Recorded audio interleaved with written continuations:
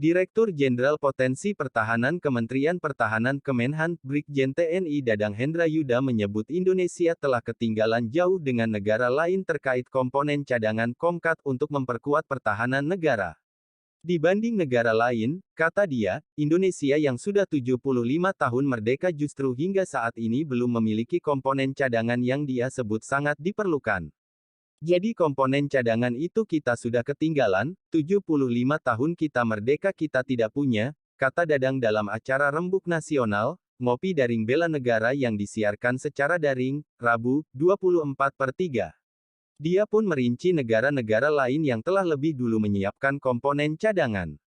Bahkan kata dia, negara-negara besar seperti Amerika hingga China justru telah lebih dulu melatih komponen cadangan. Mereka juga bahkan mengurangi komponen utama dalam hal ini prajurit negara demi menghemat anggaran. Hal itulah kata dia yang mestinya juga dilakukan Indonesia. Kita harus menyiapkan SDM, SDA, sebagai potensi pertahanan. Kita lihat perbandingannya, kata dia.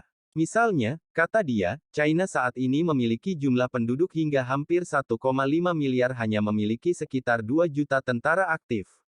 Namun, sambungnya, China juga memiliki 800.000 orang tentara cadangan.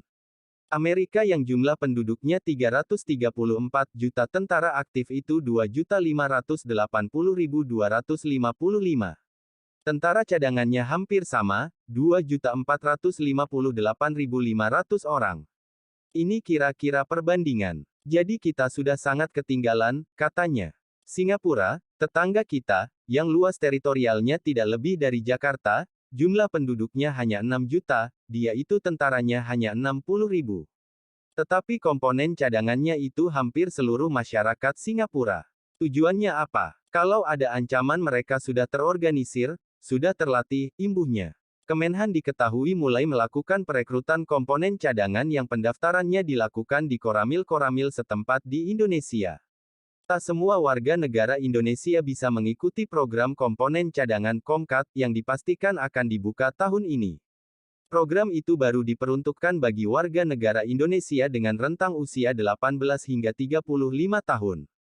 Rekrutmen bakal dilakukan oleh negara dalam hal ini Kementerian Pertahanan, sementara pelatihan akan dilakukan oleh Mabes TNI. Di satu sisi, keberadaan Komkat yang diatur lewat Perpres 8/2021 itu mendapat kritik dari kelompok sipil dan pemerhati HAM. Direktur Imparsial, Al-Araf meminta Kementerian Pertahanan yang kini dipimpin Prabowo Subianto fokus memberi pelatihan komponen cadangan untuk para pegawai negeri sipil PNS atau aparatur sipil negara ASN. Pemerintah, lanjut dia, tidak perlu melibatkan masyarakat sipil dalam pelatihan militeristik berupa komponen cadangan itu. Sementara itu, Komisioner Komnas HAM Bidang Pengkajian dan Penelitian, Sandrayati Moniaga menilai ada potensi pelanggaran HAM terkait pemberlakuan hukum militer terhadap masyarakat sipil yang mengikuti komponen cadangan TNI.